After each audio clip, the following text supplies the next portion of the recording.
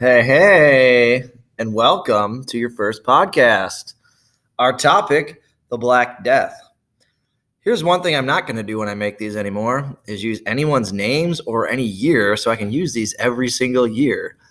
That's thinking. Woohoo! Yeah, me.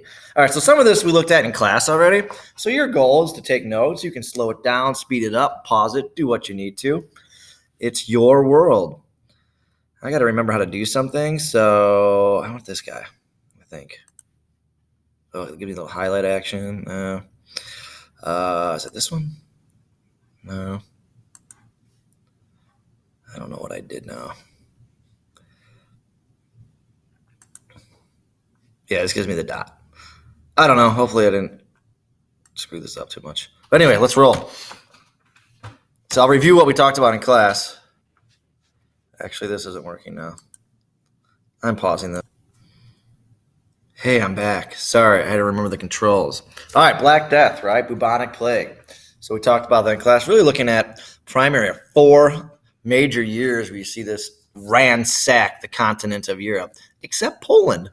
Doesn't get Poland. We'll talk about that. Don't worry. Culprits, bacteria, into the fleas, into the rats, and the rats do the rest of the work because they were everywhere. They were like squirrels. Nobody really saw them as a big threat. Now, if I saw a rat running around my backyard, I would be kind of scared of that. But I have a cat, so the cat would kill the rat. All right, we talked about this in class as well, but recapitulate, right? Always about causation in this class. So you have by 1300, progressively, farming in Europe was good with more food. More people survive. More people survive, kind of good, until they start overcrowding them in cities and have their filthy waste everywhere. Not good. Then you have a climate shift. Then from there you can see too much rain causes famine. The poorer you are, the more likely you are to die even from that. And over time, the consequence is that you're already susceptible to disease. So when those years of the plague strike, boom, there it is. So we kind of left off on this slide, at least in one of the classes. We talked about the golden horde of Genghis Khan sweeping through it at Kaffa, introducing the world, as far as we know, at least recorded, biological warfare by flinging dead corpses over the city walls and wiping that city out. But as you look at this, it's really about how the plague spreads then through the major trade ports from Asia. So as all the silk and spices are coming from Asia, they are going to these port towns in Europe, and with them, the rats are on board. The rats get off, and so does the disease. And so then it'll spread northernly as well. Check this bad boy out. Gives you an idea of how quick the plague spread. And to where? One more time. Boom, boom, boom. And notice, right around Poland, no plague. We'll hypothesize as to why that was possible. Moving on. Here's another thing, same idea. Again, Poland, fewer no plague deaths. Interesting. Around Milan as well, too. But check out the years, and you can see as it spreads, the lightest color, yellow, would be 1350, so on and so forth. In some places, you see urban revolts or the peasants uprising. And again, we'll put all this together. As horrific as this all sounds, it's going to change the face of Europe forever. Forever. I'm quoting the movie. It's a baseball movie about kids, and The Sandlot. It's a good movie. You should watch it.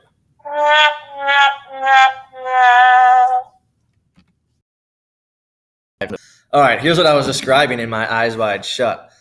The symptoms. That's those little, the boo-boos, as they're called.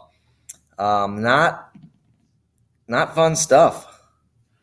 You definitely want to get, if you do ever get those on your body, you should respond in such a way.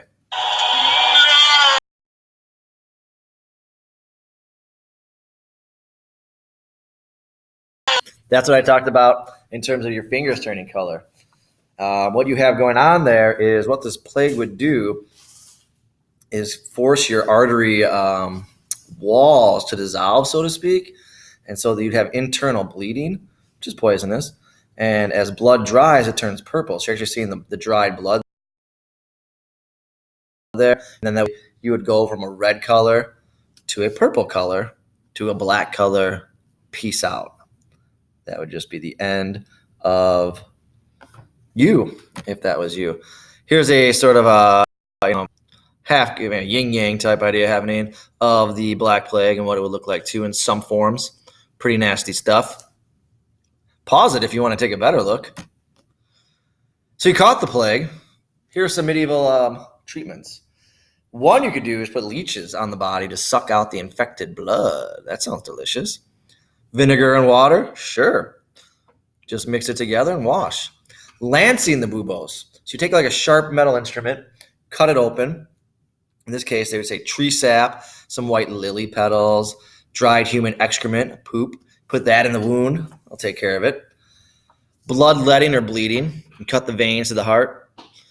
You can fill it with flowers. Because the whole idea, one of the biggest ideas is that the plague was spread, or at least the smell was what was causing it. So if you had good smelling things, you could block it. Diet. Again, smelly things that stink, we're going to give you it. Medicine, eat ground up roasted eggs mixed with flower petal. Yum. The ointment's always good. Urine and excrement on the infected areas. I mean, there is actually some science of like peeing on your foot to get rid of some things. Get rid of bacteria. Yep. And then the hens. Keep a hen tied to the infected buboes and don't forget to drink 2 glasses of your own urine each day. Witchcraft! Psych! That's the wrong number! I was just playing with my soundboard. All right, check this out on your own. This is a interesting movie called The Black Death. We might watch it in class together. That's where I like the podcast. It frees up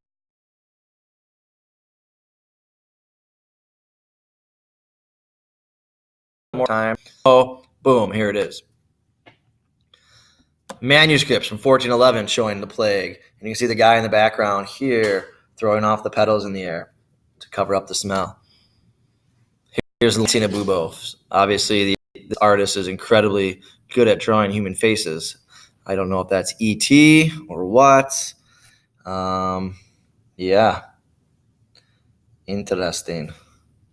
You know what I think is? I think that's a guy. I think I know his name. I think his name's Jeff. My name's Jeff. This is similar to what we had already talked about. Flea drinks the rat blood, rats carry bacteria, bacteria bad stab, left sees a good bacteria, bites a down wound. Human is affected. So stay away from rats. University. My medieval history professor told us that we ought not be trying to pet the squirrel kids. The squirrels at ISU were very friendly because we were all dumb teenagers, harmless to squirrels, so they had no natural predator on what we call the quad. So you could actually get literally inches from them. Then that they'd actually captured those squirrels, tested them, and they found that they are vectors for the plague. And there's been cases throughout the United States every year where people still get the bubonic plague. So be careful. These are just hilarious. Yeah, I know I'm late. You think the plague just spread itself? Harriet. That's a pun on married life. Good stuff. Good stuff. The other one, what's this bubonic plague I keep hearing about? You should avoid it like something really unpleasant that you definitely need to avoid. Pretty funny. Check out the art. Art reflects culture. These were people without science primarily. So when you have a catastrophe at this scale, where was it coming from? It had to be some divine interpretation. So in this case, you see angels being unleashed. You know, the Bible talks about the Noah flood. Maybe this was it. Maybe this was the end of the world. I know many people keep thinking that's going to happen in every turn of the century. But this was your neighbors, your villages were literally being wiped out constantly. Again, the art. That's actually closer to the closer, not what am I thinking? Zoomed in on that first page one, so you can see that the art reflected the fact that everyone was dying. Have a little humor. Check this one out. This is from Monty Python and the Holy Grail, Bring Out Your Dead. Although it seems funny and stupid, it's frighteningly accurate in terms of the wagons for the dead, the burning of the bodies, what to do with all the corpses, et cetera, et cetera. Shout out to someone from 7th Hour. I wasn't supposed to say an hour.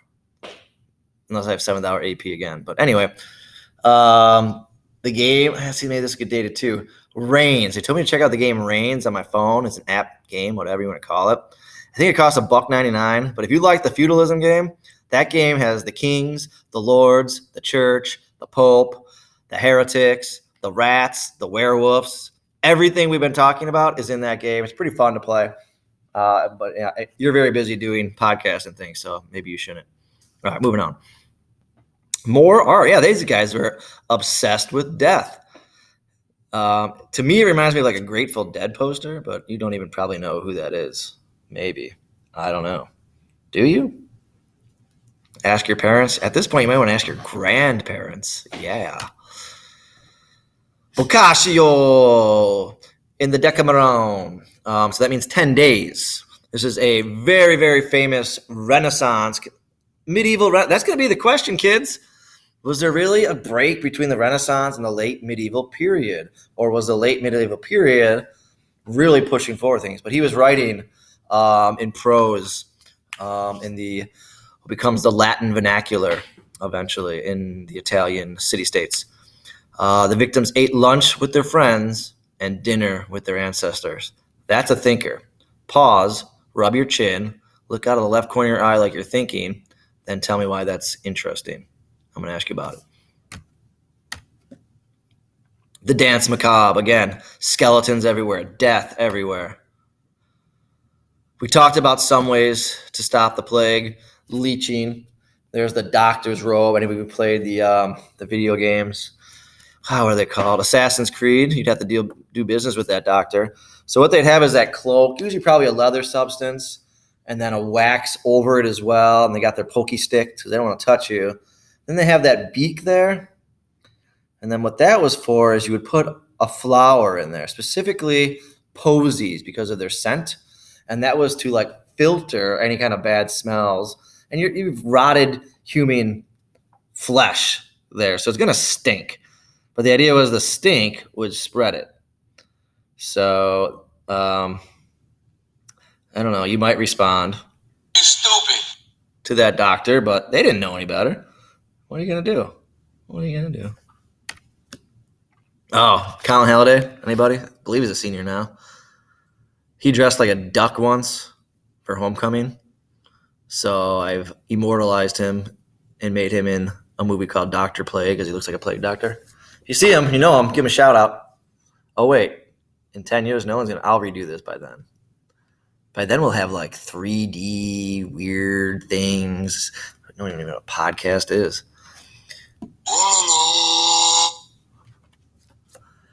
Some other attempts. Definitely want to know the flagellante or the flagellants. So what these people did is they're hyper-religious extremists. So they believed that God was punishing mankind for their sins. So they would walk around in next to nothing with these cat o' nine tail whips and whip their backs, saying they're sorry, forgive me, sorry, forgive me. Kind of freaky.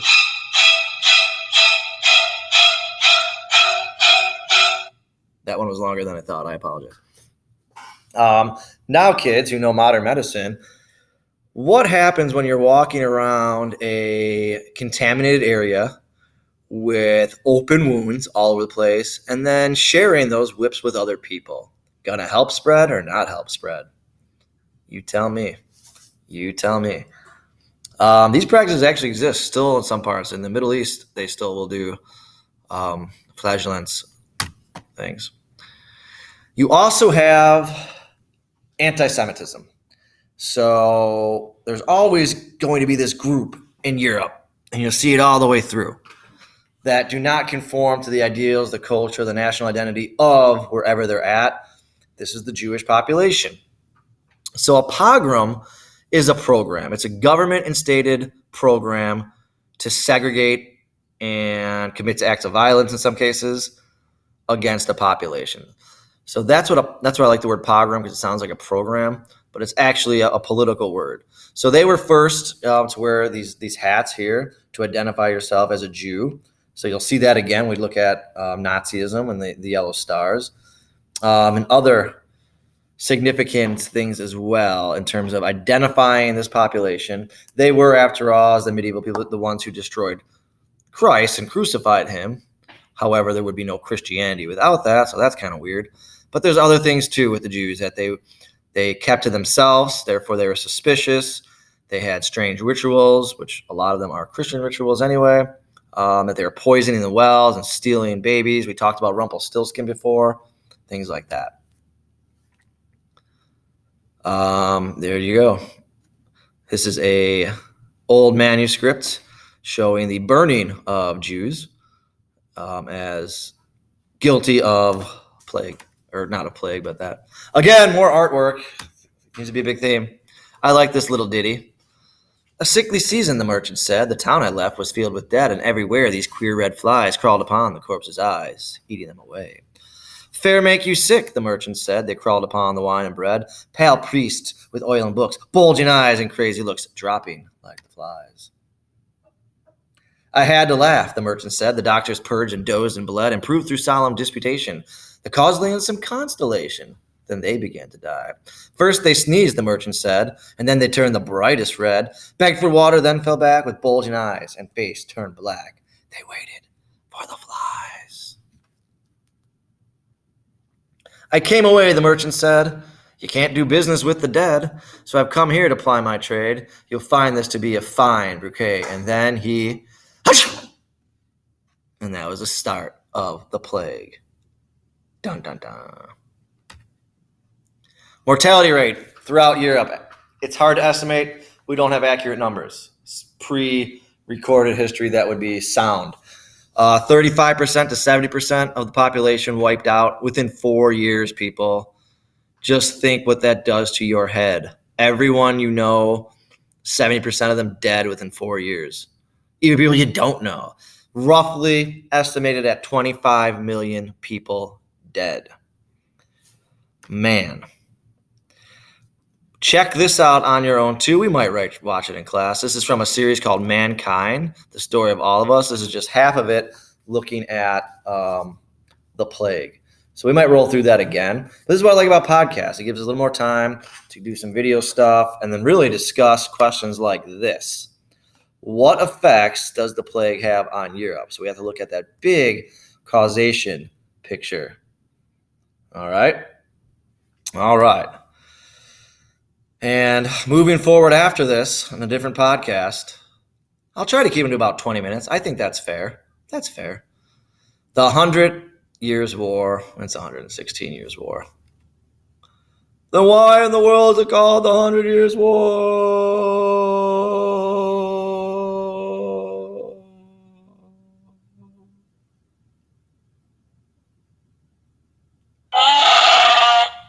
Peace.